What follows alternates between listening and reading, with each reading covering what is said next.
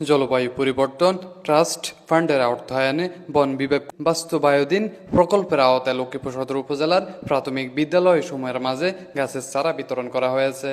মঙ্গলবার ২১ অক্টোবর দুপুরে সদর উপজেলা পরিষদ মিলনায়তনে উপজেলা প্রশাসন ও সদর নার্সারি রেঞ্জের যৌথ আয়োজনে গাছের চারা বিতরণ কর্মসূচি অনুষ্ঠিত হয়। সদর উপজেলা নির্বাহী কর্মকর্তা জামশেদ আলম রানার সভাপতিত্বে প্রধান অতিথি ছিলেন জেলা প্রশাসক রাজীব কুমার সরকার। বিশেষ অতিথি ছিলেন জেলা প্রাথমিক শিক্ষা অফিসার মোহাম্মদ সাজ্জাদ, সহকারী কমিশনার ভূমি ও বিদাশ, লক্ষ্মীপুর SFNটির ভারপ্রাপ্ত কর্মকর্তা মোহাম্মদ জাহাঙ্গীর আলম, লক্ষ্মীপুর সদর রেঞ্জ কর্মকর্তা শাহিনুর মোহাম্মদ আইয়ুব, রায়পুর উপজেলা বন কর্মকর্তা চন্দ্র ভৌমিক প্রমুখ।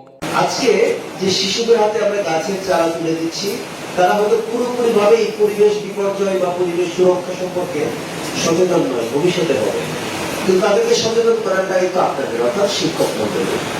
আপনারা তাদেরকে এনগেজ করে বিদ্যালয় প্রাঙ্গণে বা খোলা জায়গায়, পতিত জায়গায় আপনারা এগুলো লাগানোর ব্যবস্থা করবেন এবং দেখবেন এগুলো ভবিষ্যতে বিদ্যালয়ের সম্পদ হবে। এই বিদ্যালয়ের পরিবেশটিকে অক্সিজেন মুখরিত করবে, সবুজ করে তুলবে। যখন ফুল ফলের দেখা মিলবে, তখন একটি অন্য ধরনের সৌন্দর্যের একটি পরিবেশ আপনার বিদ্যালয়ে তৈরি করবে। এবং গাছের পরিচর্যার মধ্য দিয়ে, প্রকৃতিকে ভালোবাসার মধ্য দিয়ে এই প্রাথমিক বিদ্যালয়ের শিশুরা কিন্তু মানুষকে ভালোবাসতে শিখবে। প্রকৃতির প্রতি যদি দরদ না থাকে, তাহলে মানুষের প্রতি দরদ জন্মাবে না। সহপাঠীর প্রতি, ভাই বোনের প্রতি, কিংবা শিক্ষক মন্ডলীর প্রতি তাদের শ্রদ্ধা জাগ্রত হবে না। কাজে এই গাছের চারা বিতরণের অনেকগুলো তাৎপর্য রয়েছে। ইতিমধ্যে লক্ষ্মীপুর জেলায় প্রাথমিক শিক্ষার মান উন্নয়নে আমরা অনেকগুলো পদক্ষেপ গ্রহণ করেছি আপনাদের সহায়তা। আপনারা জানেন যে ১৫০ শতাধিক শিক্ষার্থী যেসব প্রতিষ্ঠানে আছে, এরকম ২৯২টি বিদ্যালয়ে আমরা প্রাথমিক বিদ্যালয় কর্নার স্থাপন করেছি, যেটি বাংলাদেশের আর কোনো জায়গায় এইভাবে করা হয়নি।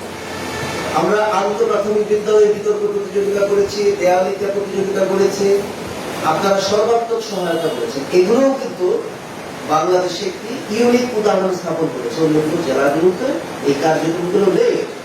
প্রাথমিক ও গণশিক্ষা মন্ত্রণালয়ের মাননীয় উপদেষ্টা গত মে মাসে লক্ষ্মীপুর জেলা সফর করেছেন, আপনারা অনেকেই দেখেছেন।